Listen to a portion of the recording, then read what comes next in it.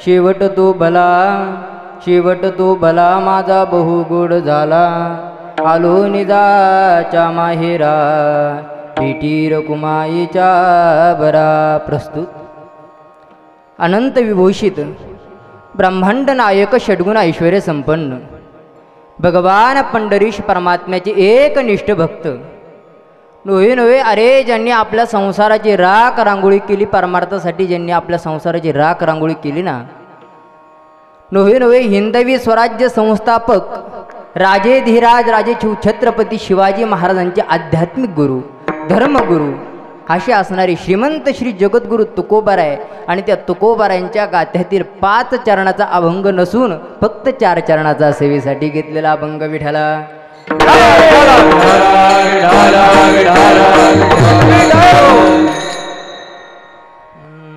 या अभंगातून श्रीमंत श्री जगद्गुरु तुकोबाराय आपणा सर्वांना उपदेश करतात की बाबांनो, आपण या मानवी देहाला या भूतलावरती या मृत्यू लोकामध्ये आपण जर मानव म्हणून स्वतःला जर घेत असेल सज्जन हो, तर आपण काय केलं पाहिजे. भगवान परमात्म्याचं जे मंगल भगवान सांगतात ना, पवित्राणाम पवित्रमियो मंगलानांच मंगलम, असं ज्या भगवान परमात्म्याचं जे मंगल नाम आहे ना गड्या, ते भगवान परमात्म्याचं नाम तुम्ही घ्या.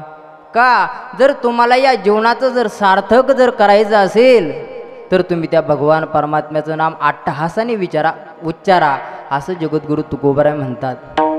त्यावेळेला लोकांनी विचारलं, महाराज तुम्ही आम्हाला सांगता पण तुम्ही भगवान परमात्म्याचं नामचिंतन करता का? कारण की आज सांगणारे भरपूर झालेत, फक्त करणारे कमीत. बरोबर आहे की ना? त्यावेळेला जगद्गुरु तुकोबारायांच्या जीवनामध्ये तुकोबाराय म्हणतात, बाबांनो मी जे सांगतोय ते असं नाही जे अनुभवाला येते मी करतोय. तुका म्हणे साक्षी आले तरी केले प्रगट, बाबांनो मी अधोगर करतो आणि मग जगासमोर मांडत असतो. ऐका, अखंड जगद्गुरु तुकोबारायांनी भगवान परमात्म्याचं नामचिंतन करावं आणि त्या नामचिंतनाच्या जोरावरती जगद्गुरु तुकोबाराय म्हणतात, आमचं साधन संपून आम्ही आमच्या साध्यापर्यंत जाऊन पोहोचलो. साध्य म्हणजे काय? प्रत्येक जीवनाला आयुष्यामध्ये माणूस या मृत्यू लोकामध्ये आला रे आला, प्रत्येकाच्या जीवनामध्ये शेवट गोड व्हावासा वाटतो असा माणूस नाही. अरे परमार्थामध्ये ज्यांनी आयुष्य खर्च केलं त्यांना वाटणार यात नवल नाही. ज्यांनी प्रपंचासाठी सर्व जीवन समर्पण केलं ना गड्या, त्यांना देखील असं वाटतं की आमचा शेवट गोड झाला पाहिजे. बरोबर एक नाही माऊले, बोलत चला गड्या.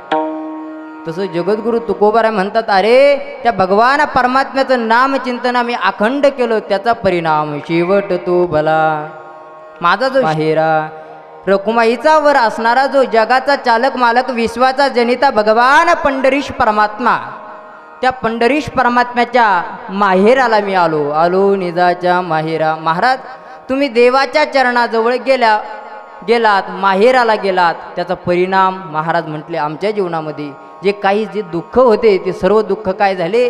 नाश पावले, परिहार झाला. अवघ्या दुःखाचा मागेल्या जे मागून येणारे जे दुःख होते ना, महाराज म्हटले त्याचा नायनाट झाला. आणि त्यावेळेला तुकोबारांना विचारलं, गड्या मग पुढे काय? त्यावेळेला महाराज म्हणाले, आता आमच्या जीवनामध्ये कुठल्याच प्रकारची समस्या शिल्लक राहिली नाही. का तर त्याचं कारण असं आहे, इथं बसलेल्या प्रत्येक व्यक्तीच्या जीवनामध्ये समस्या आहे, कशा कोणत्या तरी गोष्टीची उणीव भासते आहे का? इथं असल्या बसलेला जीव प्रत्येक परिपूर्ण असा एकही नाही, प्रत्येकाच्या जीवनामध्ये समस्या आहे. आणि महाराज म्हणतात, अरे आमच्या जीवनामध्ये अशी देखील एक समस्या होती. लोकांनी विचारलं, महाराज तुमच्या जीवनामध्ये कशाची समस्या होती? शेतीची समस्या होती, पत्नीची समस्या होती. महाराज म्हणाले, नाही गड्या, काय तुका म्हणे चिंता वाटे, कोण भेटे सांगेस आमच्या जीवनामध्ये गड्या, कोण येईल असा आणि आमचा उद्धार करेल? काय मी उद्धार पावेन? काय कृपा करील नारायण? ऐसे तुम्ही सांगा संत जन, करा समाधान चित्त माझी. ही जगद्गुरु तुकोबारांची शब्द आहे. अरे माझ्या जीवनामध्ये असा कोण एखादा येईल, कोण मला भेटेल आणि माझा उद्धार करेल?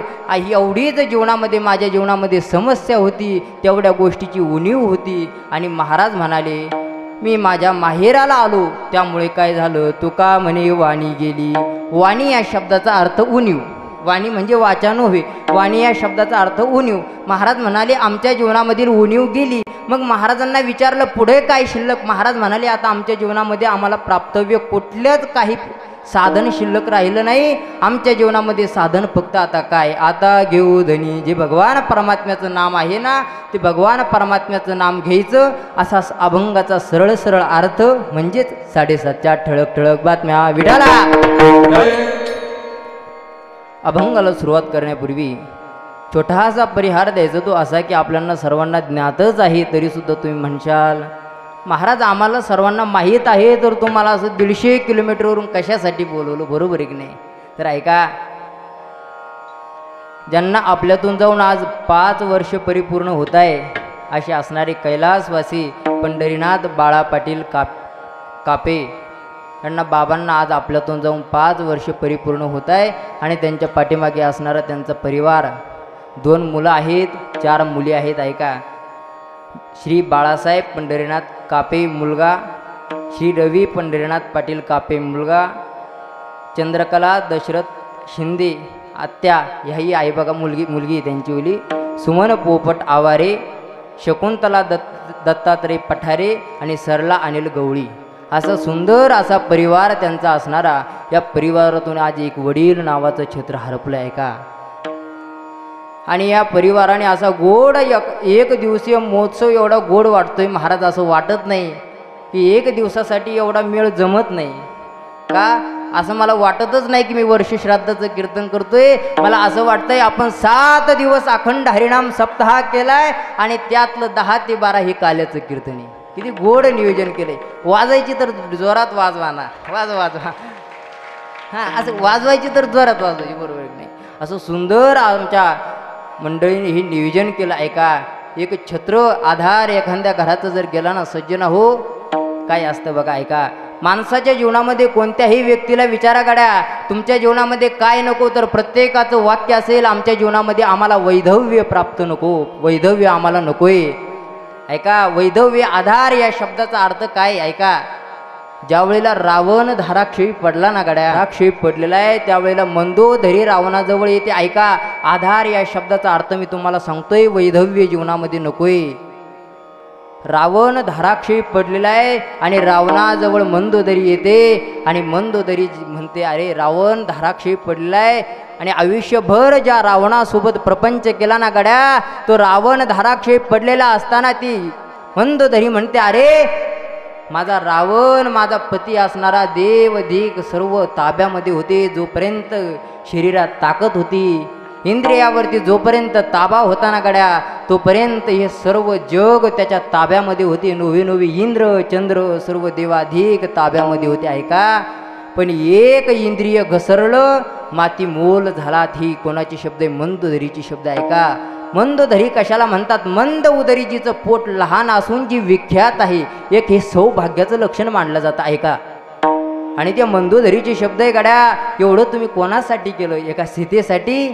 ऐका ना, अरे ती सीता तर मी तर जाऊ द्या, माझ्यापेक्षा सीतेपेक्षा माझ्या दास्या देखील कितीतरी सुंदर होत्या, पण तुमच्या अंतकरणामध्ये वासना भरलेली होती गड्या, आणि तुमची वासनापैकी तुम्ही आज माती मोल झालात. आणि ऐका, जिथं वासना अंतकरणामध्ये भरलेली असते ना, तिथं माणसाला कुठल्याच गोष्टी दिसत नसतात. ऐका, त्या मंदोदरीचे शब्द आहे बरं का. ऐका, वैधव्य कशाला म्हणतोय.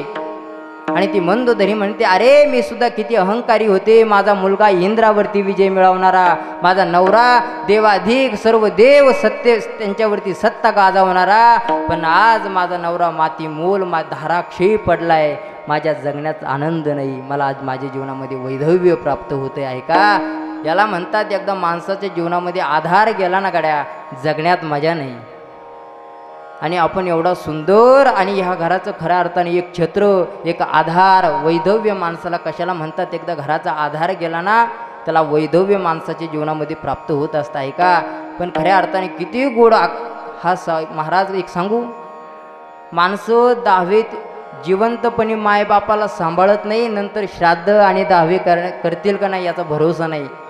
पण ऐका, आपलं 5वं पुण्यतिथी बघून असं वाटत असेल महाराज, आपण जर एवढा थाटामाटात जर वडिलांचं श्राद्ध जर करत असाल, तर आपण जिवंतपणे मायबापांना कसं सांभाळलं असेल. खरं तुमच्या अंतकरणातल्या भावनेला खरं विनम्र भावाने मी वंदन करतो. ऐका, अरे या विश्वाच्या पाठीवरती मायबापाची सेवा केली ना गड्या, कोणासमोर हात पसरायची गरज पडत नाही. ऐका, एक वाक्य माझ्या कीर्तनातून घरी घेऊन जा. ऐका, अरे आपला बाप जर आपल्या घरात जर झोपलेला असेल, आपल्या बापाचं दुखत असेल, बापाला थुंकायला लांब जाता येत नसेल, तर बापाच्या तोंडासमोर पुढे हात करा, बापाचा थुंका हातावरती घ्या. कशा करता? ऐका, आपल्या बापासमोर, आई माय बापासमोर जर आपण हात पसरवला ना, जगामध्ये कोणासमोर हात पसरवण्याची वेळ येत नाही. ऐका, आणि माय बापाच्या सेवेमध्ये एवढी ताकद आहे का, अरे एका लोकातलं नाही, त्रैलोक्यातलं ज्ञान बसल्या जागी व्यक्तीला प्राप्त होत असतं. कोणाची सेवा केल्यानं म्हणतोय मी, बोलत नाही का तुमच्याकडं? ऐका, माय बापांची सेवा जर केली ना, तर त्रैलोक्यातलं ज्ञान बसल्या जागी व्यक्तीला प्राप्त होत असतं. ऐका, एक कौशिक नावाचा ब्राह्मण होता. तो जंगलामध्ये राहायचा, तपश्चर्या करायचा, घोर साधना करायचा. करत असताना एका पायावरती उभा राहून साधना करायचा. करत असताना त्या जंगलामध्ये एकटाच साधू तपश्चर्या करायचा. कशासाठी सांगतोय लक्षात असू द्या. माय बापांची सेवा केल्यानंतर त्रैलोक्यातलं ज्ञान व्यक्तीला प्राप्त होत असतं. त्याच्यासाठी उदाहरण सांगतोय. ऐका, कौशिक नावाचा जो ब्राह्मण होता, तो जंगलामध्ये एकटाच तपश्चर्या करायचा आणि त्याच्याजवळ असणारे एक वटवृक्ष होता. आणि एक दिवसाचा प्रसंग, साधना करत असताना, तप करत असताना त्या झाडावरती एक बगळीन येऊन बसली. आणि बगळीन आल्यानंतर तिने आवाज केला, ओरडू लागली. साधूच्या तपश्चर्याचा भंग झाला. भंग झाल्यानंतर साधूने डोळे वटारून त्या बगळीनीकडे बघितलं तर जळून खाक झाली. ऐका, साधूने विचार केला, अरे माझ्या तपश्चर्यामध्ये कुठला तरी तप उतरतंय, माझ्या डोळ्यामध्ये तपाचं साधन माझ्यामध्ये काय झालंय, निर्माण झालंय. त्यावेळेला महाराज, ऐका, तो अहम घेऊन मधुकरी मागण्यासाठी गावामध्ये गेला. आणि ज्या गावात गेला ना, ज्या घरासमोर गेला ना, ते एका पतिव्रते स्त्रीचं घर होतं. आणि त्या घरासमोर गेल्यानंतर आवाज दिला, भिक्षाम दे. आवाज दिल्यानंतर माता माऊली पतीच्या सेवेमध्ये व्रत होती. ऐका, त्यावेळेला तो ब्राह्मणाला त्याने सांगितलं, भिक्षाम दे. त्यावेळेला ती माता माऊली पतीच्या सेवेमध्ये व्रत असल्यामुळे त्या मातेने विचार केला, अरे आपण जर साधूला धान्य देण्यासाठी जावं तर इकडे माझ्या पतीची सेवा मोडेल आणि त्याचं पातक मला लागल गड्या. 10 मिनिटं झाले, साधू चिडतोय. साधूने 3दा आवाज दिला, भिक्षाम दे. त्यावेळेला साधूला घोर असा राग आला. आणि राग आल्यानंतर तेवढ्यात ती माता माऊली घेऊन आली, भिक्षा घेऊन आली. सांगितलं, साधू महाराज माफी असावी बघा. साधूचा राग कमी होत नाही, डोळ्यामध्ये अंगार भरलेली आहे. साधू रागाने बघतोय. ऐका, आणि त्यावेळेला बघत असतानाच त्या मातेचे शब्द आहे, बाबा माफ करा गड्या, माफ करा. त्यावेळेला तरी साधू कमी होत नाही, राग आणखी वाढत चाललाय. कारण की अहंकार अंतकरणामध्ये भरलेला होता ना. साधू डोळे वटारून बघतोय. त्यावेळेला त्या पतिव्रते माऊलीची शब्द आहे, गड्या अहो तुम्ही किती जरी डोळे वटारून बघितलं ना, मी काय जळून भस्म व्हायला काय बगळीन नाही. असं म्हटल्यानंतर साधू एवढा शांत झाला, जसा येशीच्या रूममध्ये माणूस घालावा ना, तेवढा शांत माणूस झाला. महात्म्याने विचार केला, अरे त्या जंगलामध्ये मी एकटाच तपश्चर्या करतो, मी एकटाच साधना करतो, ह्या माता माऊलीला कसं समजलं गड्या? त्यावेळेला त्याने सांगितलं, माता तुम्हाला कसं समजलं? त्याने सांगितलं, ऐका ही जी ताकद आहे ना ती माझ्या पतीच्या सेवेमधली आहे. अहो मी तर काहीच नाही, जो समोर दिसतोय ना तो धर्मव्याध, त्या धर्मव्याधाकडे जा, त्या धर्मव्याधाला विचारा, त्याला देखील सगळं कळतं. त्यावेळेला धर्मव्याधाचा धंदा म्हणजे कोणता हो? पावशेर द्या, अर्धा किलो द्या, असा असणारा त्या धर्मव्याधाचा व्यवसाय होता. त्या व्यवसाय त्याच्याकडे तो महात्मा जातो, गेल्यानंतर तिथं गर्दी असल्यामुळे धर्मव्याध बोलत नाही. लांबून हात जोडला साधूने आणि निघाला. तितक्यामध्ये त्या धर्मव्याधाने आवाज दिला, महाराज तुम्ही माझ्या भेटीसाठी आलात ना? असं म्हटल्यानंतर साधूला त्यावेळेला साधूने विचार केला, अरे या महात्म्याला कसं कळालं? मी एक साधू आहे, एक महाराज आहे, या साधूला कसं कळालं, या धर्मव्याधाला कसं कळालं? त्यावेळेला त्याने सांगितलं, बघा साधू विचारू लागला, हे तुम्हाला जे सर्व समजतं कशाच्या जोरावरती समजतं? त्या साधूने त्या धर्मव्याधाचं उत्तर आहे का, अरे बाबा मला या लोकातलं नाही त्रैलोक्यातलं ज्ञान मला प्राप्त होतं. त्यावेळेला साधूनं विचारलं कशामुळे? त्यावेळेला त्या साधूला, त्या महात्म्याला गड्या घरी तो धर्मव्याध घेऊन जातो. एका खाटावरती माय झोपलेली आणि एका खाटावरती बाप झोपलेला. त्याने त्या धर्मव्याधाची वाक्य गड्या ऐका, बाबा तुम्ही विचारता ना, तुम्ही एवढी तपश्चर्या करतात, पण मी एका मायबापांची सेवा करून या त्रैलोक्यातलं ज्ञान प्राप्त करतो. ही मायबापांच्या सेवेतली ताकद विठ्ठला. ही मायबापांच्या सेवेतली ताकद आहे का. आपल्याला बसल्या जागी कशासाठी उदाहरण सांगितलं आहे का. आणि गोड असं खरंच खऱ्या अर्थाने आपण फार मायबापांची सेवा केली आणि त्या निमित्ताने एवढा गोड असा मेळ जमून आणला. आमच्यासोबत असलेली एवढी सुंदर कीर्तनाला साथ आहे ना, एवढे सहजासहजी भेटत नाही बरं का मॅडम. थोडे महागाचे पण क्वालिटी बरं का. माणूस महाग असावे पण काय असावं, चांगले असावे, म्हणजे माणसाला शीण येत नाही ऐका. तसे गोड ज्यांचं गाणं आहे आपल्या हृदयाला स्पर्श करून जाईल कडे ऐका. सरस्वती मातेने ज्यांच्या कंठामध्ये वास केलाय ना, आमचे परम मित्र रिंकीश महाराज साताळकर महाराज या ठिकाणी गोड असं मंगलमय वातावरण केलं गड्या. सगळ्यात जास्त कीर्तनकारापेक्षाही जास्त श्रेय जर कोणाचं जर असेल तर ह्या मंडळीचं गड्या ऐका. किती गोड सुंदर चाल गायली. महाराजांच्याही चरणावरती दंडवत. आमचे परम मित्र असणारे भजन सम्राट हरिभक्त पारायण दादाभाऊ महाराज बिडवे तेही या ठिकाणी कीर्तनासाठी उपस्थित आहे. आणि एकूण एवढे जे बाल गोपाल जे दिसत आहे ना सुंदर, आता यांच्यासाठी एकच उपमा द्यावीशी वाटते गड्या ऐका ना.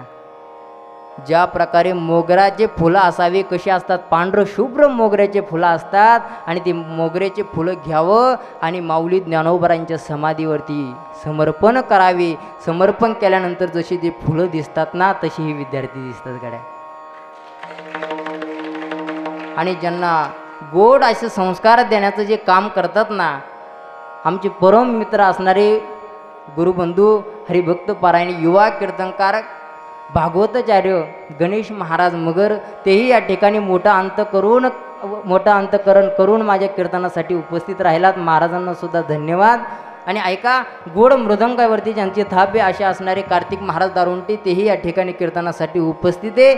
आणि असा गोड ज्यांचा आपण मृदंग ऐकला गाडी, ही साधने कला हिला प्राप्त करण्यासाठी 5-5, 10-10 वर्ष समर्पण करावे लागतात. असा गोड ज्यांच्या बोटामध्ये सरस्वती मातेने वास केलाय असे आमच्या असणारे परमस्नेही रोहित महाराज लवाळे तेही या ठिकाणी कीर्तन सेवेसाठी उपस्थित आहे. महाराजांनाही द्यावे तेवढे धन्यवाद. आणि आपल्याला कीर्तन कधीही केव्हाही यूट्यूबला ज्यांच्यामुळे बघता येऊ शकतं असे असणारे गोड जे नियोजन करताय आमचे असणारे माऊली भाऊ. माऊली या ठिकाणी सर्वात मोठं कारण आपण आता कीर्तन ऐकू नंतर निघून जाऊ, पण आपल्याला कितीतरी दिवस ते ऐकायला त्यांच्यामुळे भेटणार आहे ना, त्यांच्याकरता एकदा जोरदार टाळी वाजवा. आणि एवढा जो सुंदर आवाज तुमच्यापर्यंत येतोय ना, आमच्या असणारे दाजीचे बरं का ते गोड ज्यांची माईक सिस्टम आहे असे असणारे कृष्णा मंडप, त्यांना सुद्धा मनापासून धन्यवाद. फक्त अशी विनंती, जसं आता आहे असं शेवटपर्यंत असू द्या विठ्ठल. ज्ञात अज्ञात सर्व मंडळी उपस्थित, कारण की आपल्या सर्वांची पहिलीच भेट असल्यामुळे काही सर्वांचे नाव घेणं शक्य नाही. आणि आपण जर नाव घेतलं, आपले नाव जर घेत बसलो तर त्या भगवंताचं नामचिंतन आपण कधी करावं. म्हणून तुमच्या सर्वांच्या चरणावरती एकदा साष्टांग प्रणिपात मस्तक. बघा, अभंगाला सुरुवात 1 मिनिटात आपल्याला अभंग कीर्तनाकडे वळायचे. फक्त सर्वांना एक विनंती, आपलं कीर्तन जास्त वेळ होणार नाही. म्हणतात ते इंग्लिशमध्ये शॉर्ट बट स्वीट, थोडा वेळ करायचं. माऊली म्हणतात थोडे परी निरे, थोडं करावं माणसाने पण सुंदर करावं. फक्त आता जसे आपले चेहरे आहेत ना तसे शेवटपर्यंत फ्रेश असू द्या. ऐका, मी कायम कीर्तनात कायमस्वरूपी सांगत असतो, आपल्याला कॅमेरेवाले सहज फोटो काढायला जर गेलो माऊली भाऊ तर सहज कॅमेरेवाले म्हणत असतात काय, स्माईल प्लीज म्हणतात की नाही. कशासाठी? अरे आपला फोटो सुंदर यावा याच्यासाठी स्माईल प्लीज फोटोग्राफर बोलत असतो. मग आम्हाला सर्वांना तुम्हाला एक प्रश्न आहे, एका सेकंदाच्या स्माईलनं जर फोटो सुंदर येत असेल तर आम्ही जर असे फ्रेश आनंदी जर आयुष्यभर जर जगलो तर किती आयुष्य सुंदर जाईल गड्या. फक्त आता आपण जशी बसलात तशी शेवटपर्यंत चेहरे ठेवा. आणि ज्या वेळेला भजन होईल त्या वेळेला हाताने टाळी आणि मुखाने नामस्मरण. कीर्तनाला सुरुवात. विठ्ठल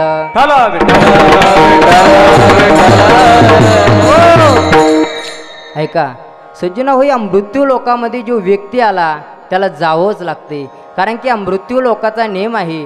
या मृत्यू लोकामध्ये कोणाला मरावं वाटत नाही. ऐका, पण जावं प्रत्येकाला लागतं, कारण या मृत्यू लोकाचं नावच काय आहे? मृत्यू लोक. प्रत्येक जण मरण येऊ नये याच्यासाठी प्रयत्न करत असतो. प्रत्येक जणाची सायास चालू आहे, मला मरण येऊच नाही गड्या, पण मरण आल्याशिवाय राहत नाही. कारण माणूस जन्माला येत असताना 5 गोष्टी सोबत घेऊन येत असतो. ऐका, एक माणसाचा मृत्यू सोबत घेऊन येत असतो, दुसरं कर्म सोबत घेऊन येत असतो, तिसरं प्रारब्ध सोबत घेऊन येत असतो, वित्त म्हणजे पैसा सोबत घेऊन येत असतो, आणि पाचवी गोष्ट स्मरणात येत नाही. असू द्या, 4 गोष्टी माणूस 5 गोष्टी माणूस जन्माला येत असताना सोबत घेऊन येत असतो. महाराज म्हणतात, अरे प्रारब्ध देखील प्रत्येक व्यक्तीचं मायबापांची इच्छा असते, आमचं पोरग गाणारं निघावं, पण ते दैवयोगानं निघतं पिणारं. याला कारण जर काय असेल तर त्याचं प्रारब्ध फार महत्त्वाचं आहे गड्या. मायबापांची इच्छाच असून चालत नाही, त्याला प्रारब्धाची जोड असावी लागते. महाराज म्हणते, तुमच्या जीवनामध्ये तुम्हाला मान जर प्राप्त करायचा असेल, अन्न धन हे तुमच्या सर्व ज्या गोष्टी जर मिळत असेल ना, अरे प्रत्येक माणूस जन्माला येत असताना ह्या 5 गोष्टी घेऊन येत असतो, आणि प्रत्येकाचे सायासी गड्या मरण आलं नाही पाहिजे. पण या प्रत्येक व्यक्तीचे या मृत्यू लोकामध्ये आल्यानंतर प्रत्येकाचं कार्य असतं. सज्जन हो, देवाचं जर कार्य काय जर असेल तर धर्म रक्षवया अवतार घेसी, आपुल्या पाळीसी भक्तजना, दुर्जनाचा संहार करणं आणि दुष्टांचा भक्तांचं रक्षण करणं आणि दुष्टांचा संहार करणं हे देवाचं कार्य आहे. संतांचं कार्य जर विचारलं, ऐका, संतांचं कार्य, देवाचं कार्य आणि तुमचं आमचं कार्य.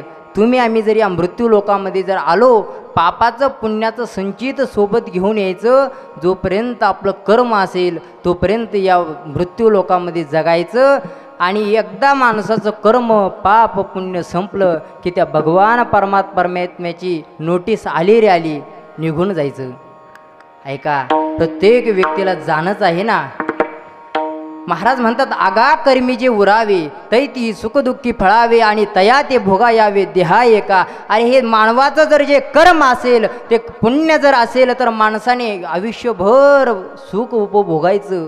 सहज माणसं म्हणत असतात, महाराज आमच्या जीवनामध्ये आम्हाला सुख म्हणजे काय माहीत नाही हो, आम्ही आयुष्यभर परमार्थ करतो, देवदेव करतो, पण आमच्या जीवनामध्ये आम्हाला कधी सुख अजून माहिती नाही हो. याचं कारण काय?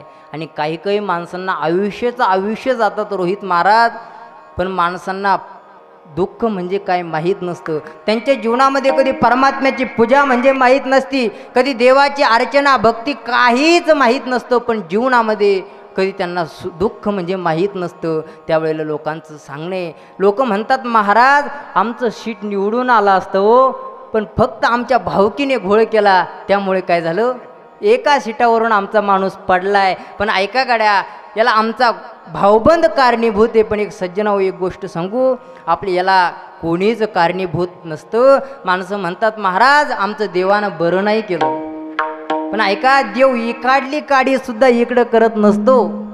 जे आपलं जे होत असतं ना, जे मागं केलेलं जे कर्म आहे ना, केले कर्म झाले काय प्रमाण. हां ऐका, महाराज गाणं असं म्हणतात ना, गाणं जे असतं ना, माणसाला सर्व माणसं दुःख किती असू द्या, एकदा गाणं जर ऐकलं, त्याला माणसाला थोडं ज्ञान जर गाण्याचं जर असेल तर माणूस आपलं विसरून जात असतो. दुःख असेल त्यामुळे विसरलं होतं माझं प्रमाण. विठाला विठाला. प्रत्येक व्यक्तीचं कर्म आहे सज्जन हो, कर्म संपलं की निघून जावं लागतं. इथं ऐका, इथे धनवंत गेले, कुलवंत गेले, नव्हे भगवंत देखील गेले. इथं जो आला, आएगा सो जाएगा राजा रंक फकीर, कोई सिंहासन चढ़ गया कोई बांध गया जंजीर, येत नाही ओरो आले अवतार, येरते पामर जीव किती. इथे अवतारांना सुद्धा जावं लागलं. बरोबर, गोड प्रमाण दिलं. इथं साधू गेले, तपी गेले, जपी केले, अरे सर्वजण गेले. अरे हा नरदेह माणसाला, प्रत्येक माणसाला जावंच लागतंय. इथे साधू गेले. अरे हा नरदेह जो आम्हाला मिळाला ना गड्यांनो, सहज मिळाला नाही. याला अनेक एक योनी कोटी कोटी फिरा, मग लागे वारा मानवाचा. एक योनी माणसाला प्रत्येक गाढवाचा जन्म घ्यावा लागतो, कुत्र्याचा जन्म घ्यावा लागतो. अरे प्रत्येक जन्मामध्ये, सर्पामध्ये, प्रत्येक योनी माणसाने उपभोगायची आणि तेव्हाशी हा मानव देह भेटतो. आणि मानवी देह मिळाल्यानंतर माणसं महाराज आयुष्य भांडणातंडामध्ये कोर्ट कचाऱ्या करून माणसाचं आयुष्य नाश करून टाकतात. आणि शेवटच्या क्षणाला जर विचारलं ना तुम्ही जीवनामध्ये आल्यानंतर काय केलं महाराज, काही जसे जन्माला आलेत ना तसे निघून जातात गड्या, काही सोबत येत नाही. अरे काही माणसांच्या आयुष्य जातात पण कधी अजून पांडुरंग परमात्मा माहीत नाही. ऐका, आम्ही चातुर्मासाला ज्या वेळेला पंढरपूरला 4 महिने होतो ना त्यावेळेला काही माणसं यायची महाराज, श्रीमंत पैशावाली माणसं यायची आणि आम्हाला विचारायची महाराज पांडुरंगाचं मंदिर कुठे आहे. त्यावेळेला आपल्या अंतकरणाला कधी तरी विचारावं, अरे खरंच शुभम तू कड्या भाग्यवान आहे. अरे या एवढ्या कमी वयामध्ये तुला परमात्म्याच्या चरणाजवळ राहायला भेटतंय. माणसाची जन्मचे जन्म जातात, माणसांना ज्ञानेश्वर महाराज कोण माहीत नाही, धर्मगीता कोणी लिहिली माहीत नाही. आयुष्यामध्ये जशी जन्माला आलेत ना तशी जातात. ऐका, आपला विषय चालू होता, प्रत्येक व्यक्तीला जावंच लागते. या मृत्यू लोकामध्ये सुट्टी कोणाचीच नाही गड्या. कारण की प्रिया असं म्हटलं जातं की मरण येणं ही प्रकृती आहे आणि मरणाला नाही म्हणणं विकृती, पण त्या मरणावरती विजय मिळवणं ही मात्र तुमची आमची संस्कृती. विठ्ठल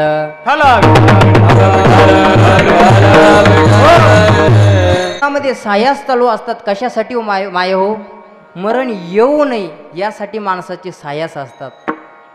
प्रत्येक व्यक्तीचे माणसाला कोणालाच आगाहा मरहा बोलणा साथी, माणसाला मर हा शब्द ऐकावा सुद्धा वाटत नाही. सज्जना हो, त्यावेळेला मरावं कधी वाटणार.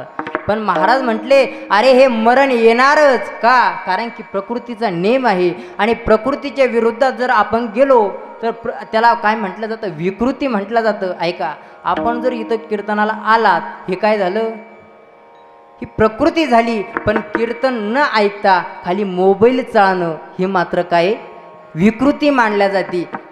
म्हणजे जे मोबाईल बघतात त्यांच्यासाठी सांगितलं आहे का.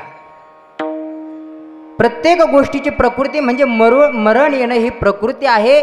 तुम्हा आम्हाला प्रत्येकाला जावं लागतंच, याच्यात संशय नाही महाराज. आपण बोलून गेलो, देव गेले सर्व गेले, पण प्रत्येक माणसाचे मरण येऊच नाही. पण मरण आल्याशिवाय राहत नाही गड्या. ऐका, एक गोड उदाहरण सांगतो, तत्पूर्वी भजन करा. विठ्ठल येऊच नाही गड्या. पण ऐका, एक पॉप सिंगर आणि एक डान्सर होऊन गेला, सर्वात मोठा डान्सर होता. ऐका, त्याचं नाव होतं मायकल जॅक्सन. आजसुद्धा आपण मोबाईलवरती जर सर्च केलं ना, थोडा मोठा डान्सर होता, पण तो वर्णाने म्हणजे रंगाने सावळा काळा होता. आणि रंगाने काळा असल्यामुळे त्यांनी जीवनामध्ये ठरवलेलं होतं की मी किती वर्ष जगणार, 135 वर्ष मी जगणार. याच्यासाठी त्याने अनेक प्रयत्न केले. काय काय केले आहे का, त्याला ज्या वेळेला लॅबमध्ये जायचं ना, जेवणासाठी ऑफिसमध्ये ज्या वेळेला त्याचं जेवण जायचं ना, त्यावेळेला त्याचं लॅबमध्ये एकदा जेवण चेक केलं जायचं. नव्हे त्याला देखील त्याच्याजवळ दररोजचे 12 डॉक्टर त्याच्याजवळ सतत असायचे. कशासाठी, 135 वर्ष मला जगायचंय याच्यासाठी. पण ऐका, त्यांनी अनेक प्रयत्न केले. असं म्हणतात की त्याने स्वतःच्या असे किरणीचे डॉनर बनवून ठेवलेले होते असे अनेक. आणि त्याचा रंग काळा असल्यामुळे त्यांनी काय केलं, स्वतःच्या शरीराची प्लॅस्टिक सर्जरी केली. पैसा, महाराज म्हणतात ना, पैशाच्या जोरावरती काही करता येतं. त्याने पैशाच्या जोरावरती शरीराची एकदा नाही 3 वेळेस प्लॅस्टिक स्वतःच्या सर्जरी केली. पण ऐका, कशासाठी, बोला कशासाठी, तुम्ही बोलत नाही का, जगण्यासाठी. आवाज येत नाही. अच्छा, ऐका, प्रत्येक व्यक्तीचे त्याने प्रयत्न केले कशासाठी, जगण्यासाठी. पण ऐका, गोरव होण्यासाठी. आणि तुम्ही आम्ही सुद्धा पावडर लावतो कशासाठी, गोरव होण्यासाठीच. पण ऐका, त्याने अनेक प्रयत्न केले. पण त्याच्या खऱ्या अर्थाने त्याने जर माझ्या माऊलींच्या 2 वव्या जर वाचल्या असत्या गड्या, त्यांनी जगण्यासाठी प्रयत्न केले. का ललाटीचे लिहिले ते नामोडे काही केले, काळे गोरे पण धुतले फिटून येणे. एवढी जर माझ्या माऊलीची जर ओवी जर वाचली असती तर यदा कदाचित तो जोपर्यंत प्रारब्ध आहे तोपर्यंत जगणार होता प्रारब्ध वशामध्ये, पण सुखाने जगला असता स्वतःच्या शरीराची 3 वेळेस प्लॅस्टिक सर्जरी केल्याचा परिणाम शरीर असं चाळणीसारखं झालं आणि अनेक भयंकर दुःखाला सामोग्री जाऊन त्याला वयाच्या 35व्या वर्षी मरावं लागलं. विठ्ठल विठ्ठल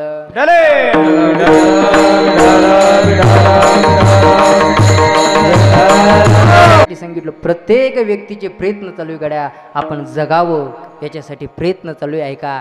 पण या मृत्यू लोकामध्ये त्यांनी ठरवलं किती वर्ष जगल, 135 वर्ष जगल अशी स्वतःच्या ध्येय होतं, पण अवघ्या वयाच्या 35व्या वर्षी मरावं लागलं. याला कारण जोपर्यंत तुमचं प्रारब्ध आहे तोपर्यंत प्रारब्ध वशात माणसाने जगावं. माणसाने मृत्यूसुद्धा, काही माणसं मृत्यू मागत असतात पण मृत्यू माणसाने मागू नये. महाराज म्हटले प्रमाण उपस्थित होत नाही, पण महाराज म्हटले तो गाढवाचा पोरगा आहे. जर मृत्यू जर स्वतःला मागून घेत असेल, जोपर्यंत परमात्म्यानं आपल्याला आयुष्य दिलंय तोपर्यंत जगायचं. आणि एकदा ज्या वेळेला त्या भगवान परमात्म्याची नोटीस आली ना, त्यावेळेला सहज कुठल्या प्रकारची आसक्ती ठेवायची नाही आणि सहज निघून जायचं. कशा प्रकारे ऐका, सहज माणसाने निघून जावं ज्या वेळेला भगवान परमात्म्याचं बोलवणं येईल ना. आणि ज्या प्रकारे आम्ही कितीही प्रयत्न केला, कितीही काही अट्टहास केले गड्या, तरी सुद्धा आम्हाला ज्या भगवान परमात्मा नेणार म्हणजे नेणार. कारण की जसं एखाद्या भाडेकरूचं जर घर जर असेल, भाड्याची रूम करून जर एखादा व्यक्ती राहत असेल, आपण त्या रूममध्ये राहत असेल आणि त्या घर मालकाचं जर सांगणं आलं की घर खाली करा, का भगवान परमात्म्याचं जर एकदा बोलवून आलं ना, त्या क्षणाला जावं लागतं. आपण बघतोय मरण येणं ही प्रकृती आहे आणि तिला नाही माणसाने म्हणूच नाही गड्या. अशा अनेक उदाहरणं सांगता येईल. मृत्यूवरती विजय मिळवण्याचा अनेक जणांनी प्रयत्न केला. हिरण्यकश्यपू मृत्यू नको होता, पण अक्षरशः प्रारब्ध वशात मरावं लागतं. ऐका, प्रारब्धाने आतापर्यंत आला माणूस गेला. गोड उदाहरण, फक्त भजन करा विठ्ठल.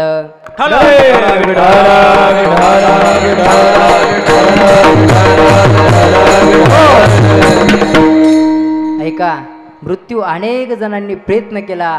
एक ब्राह्मण होते आणि सकाळी बसल्यानंतर विधी चालू होत होती.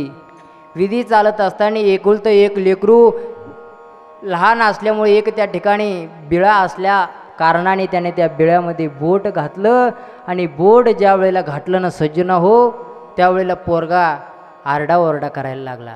त्यावेळेला बापाने बघितलं, अरे पोराला काय झालं, रडतंय, एकुलतं एक पोरगय. बापाने ज्या वेळेला लेकराला उचललं, हा बोट खालून काढण्याचा प्रयत्न त्या बिळ्यातून प्रयत्न करतोय आणि ज्या वेळेला मुलाचं बोट काढतोय ना, त्यावेळेला काळा भर सर्प त्या बोटाला लागलेला.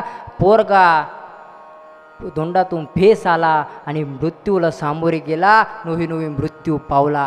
आता मात्र ब्राह्मण चिडला गड्या. ऐका, ब्राह्मण चिडला, अरे माझा एकुलता एक पोरगा, माझ्या जीवनामध्ये मला पत्नी नाही, माझ्या जीवनामध्ये मायबाप नाही, माझ्या जगण्याचा आधार जर कोण असेल तर माझा एकुलता एक पोरगा, आणि या सर्पाने माझा एकुलता एक मुलगा खाल्ला मृत्यूने. म्हणून एक काठी घेतली, त्या सर्पाच्या पाठीमागे धावू लागला. सर्प पुढे, ब्राह्मण पाठीमागे, सर्प पुढे, ब्राह्मण पाठीमागे, असं अनेक. पण समोरून एक गाय येत होती. ऐका, गाय येत होती. तितक्यामध्ये जो सर्प चालत होता, त्या सर्पाने एका वाघाचं रूप धारण केलं. त्या गायीवरती झडप घातली आणि त्या गायीने चांदीचे डोळे केले आणि ती गाय मृत पावली. ऐका, त्यावेळेला ब्राह्मण हे सगळं बघत होता. ब्राह्मण अजून पळलेला नाही. ब्राह्मण त्याच्या पाठोपाठ त्याचा पाठलाग करतोय.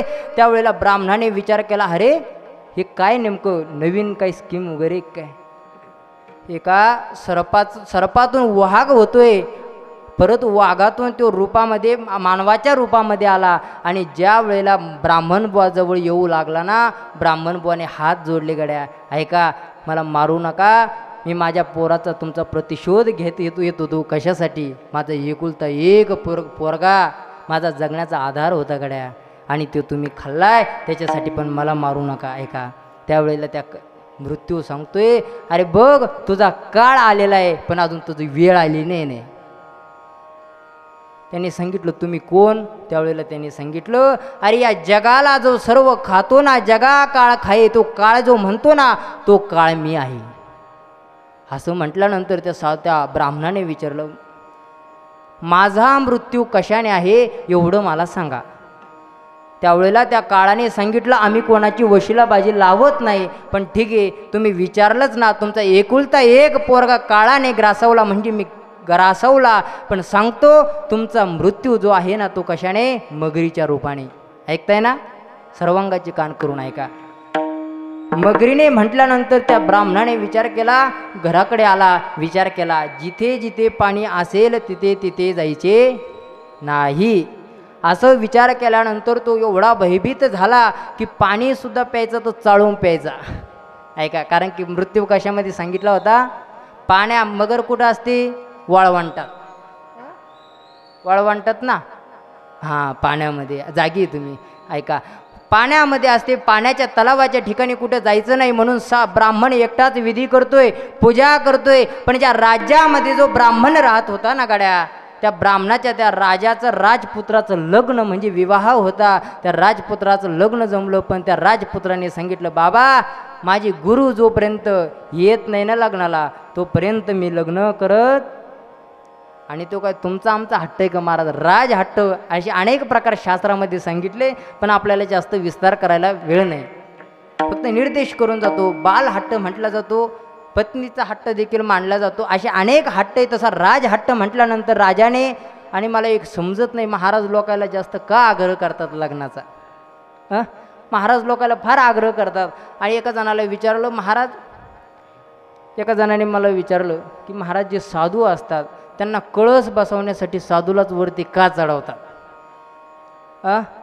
साधूला म्हटलं काही कारण नाही, साधू वर गेला आणि पडला तर कोत्याच्या मागं न पुढं पोपटा उडं. ऐका, असं म्हणा ना मग.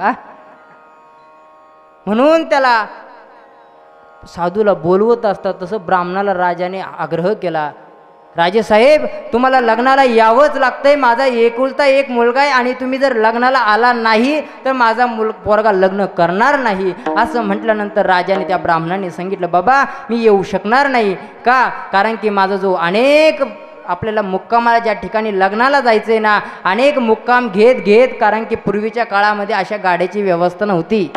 आता असं कोपरगावला जर श्राद्ध जर असेल, असं कीर्तन जर असेल तर 2 दिवस अगोदर गाडी बैलीनं निघावं लागायचं, बरोबर आहे की नाही? तर लग्नाचं कार्य असलं की दर मजल मुक्काम करत करत जायचं. त्यावेळेला त्या राजाने सांगितलं ब्राह्मण बुवा तुमचं एवढंच फक्त तलाव लागते, तुम्ही कुठल्या प्रकारची भीती बाळगू नका, तुम्हाला 10,000 सोन्याच्या मोहरा देतो, फक्त माझ्या मुलाच्या लग्नाला या. आणि तुम्ही जे तलावाचं म्हणतात ना, तुम्ही टेन्शन घेऊ नका, माझा जो तुम्हाला 10,000 सैन्य तुम्हाला काय देतो, साईडने तुम्हाला रक्षक म्हणून तुम्हाला. आता तर काही भीती नाही ना. राजा म्हणाला काही, ब्राह्मण म्हणाला काही हरकत नाही. आणि बघता बघता राजाची पालखी निघाली कुठं? वरड घेऊन. हा असं बोलत चाला ना, वरड घेऊन निघाल्यानंतर एका जंगलामध्ये मुक्काम केला. ज्या जंगलामध्ये मुक्काम केला ना सज्जना हो, त्या जंगलामध्ये एक भिल्ल नावाचा राजा राहत होता. त्या राजाने एक नवस केलेला होता की मला जर पुत्र प्राप्ती जर झाली तर मी काय करेल, हत्तीच्या भारोभार सुवर्ण मुद्रा मी काय करेल, ब्राह्मणाला दान करेल. पण त्याला असा कोणी व्यक्तीच भेटत नव्हता की आपण ज्याला दान करावं असा व्यक्ती. कारण की असं म्हटलं जातं दान आपलं देखील दान कुठं जातं कुठं नाही, या गोष्टीचा व्यक्तीने विचार केला पाहिजे. असा त्या विचार केला. त्याला कळालं एक ब्राह्मण आपल्या जात असताना वाट सुरू, एक ब्राह्मण येत आहे आणि त्या ब्राह्मणाला आपण सुवर्ण दान द्यावा. त्या ब्राह्मणाजवळ येतो. ब्राह्मण बुवाला सांगितलं राजे बुवा, ब्राह्मणाला सांगितलं राजे येतात. राजाने सांगितलं ब्राह्मण बुवा तुम्हाला हत्तीच्या भारोभार सुवर्णाच्या मुद्रा द्यायच्या आहे. त्यावेळेला त्याने सांगितलं फक्त तुम्हाला संकल्प सोडावा लागेल. त्याने सांगितलं मला नकोय, मला सुवर्ण मुद्रा नकोय. त्याने सांगितलं का नकोय, मला आतापर्यंत व्यक्ती भेटला नाही आणि तुम्ही जर निघून जर गेला तर परत मला कोण भेटणार नाही, असा व्यक्ती असा ब्राह्मण असा भेटणार नाही गड्या. मी तुम्हाला काय करतो. त्या ब्राह्मणाने पूर्ण घडलेली हकीकत सांगितली. मी बघा येतो. हत्तीच्या भारोभार म्हटल्यानंतर ब्राह्मणाच्या तोंडाला पाणी सुटलं. आहे का? एवढ्या सुवर्ण मुद्रा म्हटल्यानंतर तो ब्राह्मण विचार करू लागला बघा येतो पण तलावाच्या अलीकडेच उभा राहील.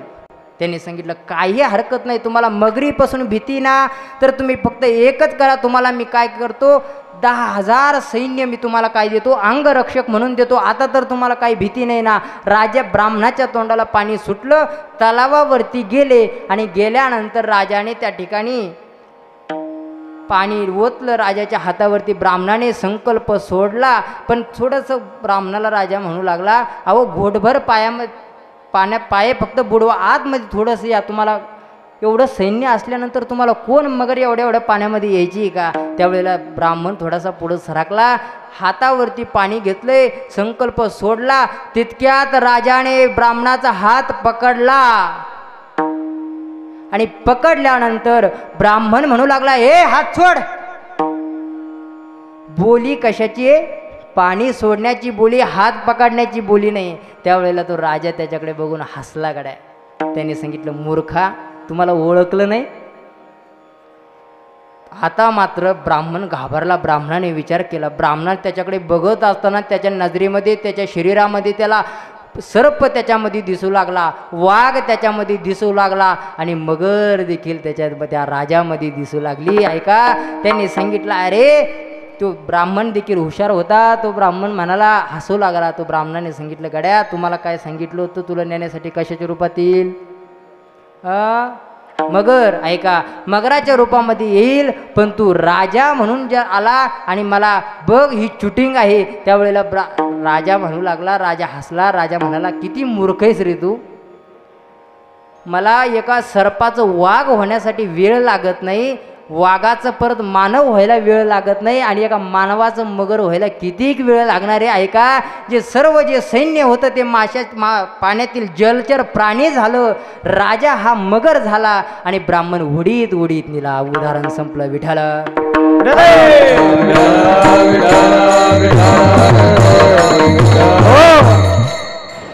मृत्यू नकोय. अनेक प्रयत्न केले मृत्यूपासून चुकवण्याचा, पण मृत्यू चुकू शकत नाही. असे अनेक जणांचे प्रयत्न चालू आहे. कारण की विकृती आपण बोलून गेलो, मरण येणं ही प्रकृती आहे गड्या, आणि मरण स्वीकारणं आपण सहज स्वीकारलंच पाहिजे. आणि मरण येणं ही विकृती, आपण तिला नाही म्हणणं ही विकृती आहे. पण महाराजांना विचारलं, महाराज या मृत्यूवरती जर विजय मिळवणं ही मात्र तुमची आमची संस्कृती, हे जगद्गुरु तुकोबाराय तुम्हा आम्हाला सांगताय. आणि त्यावेळेला जगद्गुरु तुकोबारायांना लोकांनी विचारलं, महाराज तुम्ही या ज्या काळावरती जो विजय मिळवला तो कशाच्या जोरावरती मिळवला? महाराज म्हणाले, अरे आम्ही अखंड त्या भगवान परमात्म्याचं अट्टहासाने नाम उच्चारलं, आणि त्या अट्टहास नाम प्रयत्न, आणि त्या प्रयत्नाचं फल काय भेटलं आम्हाला? आमच्या जीवनामध्ये आमचा असणारा शेवट काय झाला? अभंगाचं प्रथम. महाराजांना विचारलं, महाराज तुम्ही अखंड प्रयत्न करताय गड्या, अनेक लोकांनी प्रयत्न केलाय मृत्यूवरती विजय मिळवण्याचा, पण तुम्ही प्रयत्न केला या माझा शेवट गोड व्हावा याच्यासाठी अखंड प्रयत्न केला. कशासाठी केला? तुम्ही साधन कोणतं निवडलं? महाराज म्हणतात, नामस कीर्तन साधन पै सोपे.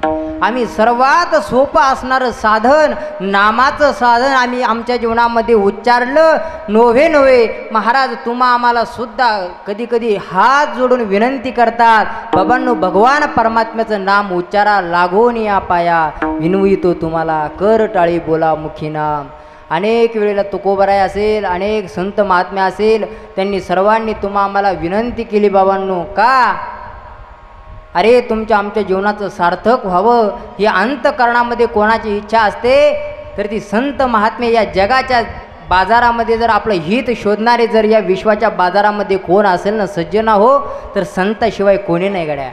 मायबाप जरी या तुम्हा आम्हाला सांभाळत असेल, त्यामागे काहीतरी लोभ, काहीतरी आपला पोरगा मोठा होईल, आपल्याला मोठा झाल्यानंतर सांभाळेल, ही मायबापांची इच्छा असते. पण संत जे असतात ना त्यांच्या अंतःकरणामध्ये, कारण की त्यांचं कार्यच हे, महाराज म्हणतात शोधून या आले संत हिताहित जगाचे. संत जे आलेले असतात ना, तुमचं आमचं हित हे फक्त संत महात्म्यांना कळतं. त्यामुळे संत महात्मे कधीतरी तुम्हा आम्हाला शिव्या देऊन सांगतात, बाबांनो तुम्ही भगवान परमात्म्याचं नाम उच्चारण करा, पण तरी सुद्धा समाज ऐकत नाही. त्यावेळेला नाथ महाराजांनी तर फार कठोर शब्द वापरलेत. महाराज अरे ज्याच्या जीवनामध्ये भक्ती नाही, भक्ती विहीन पशु कशासी वाढला, सटविने नेला कैसा नाही. अरे या पृथ्वी तलावरती गाढव कुत्रे काय कमी होते? संत महात्मे गाढवाला कुत्र्याला नाही सांगत, फक्त मानवाला सांगतात बाबांनो तुम्ही नाम चिंतन करा, पण समाज ऐकत नाही. तुम्ही नाथ महाराजांचं पुढील एक प्रमाणे सांगू का? काय हरकत आहे? नाथ महाराजांनी म्हटल्यानंतर आपल्याला सांगायला काय हरकत आहे? महाराज म्हणतात ज्याच्या मुखाला कधी भगवंताचं नाम येत नाही ना, काय माये गेली होती भूतापाशी, अरे हरी नाही मुखाशी अरे मुडा. अरे तुझं आयुष्य जातंय, पण तू भगवान परमात्म्याचं नाम चिंतन करत नाही. धिक्कार असो तुझ्या जीवनाला.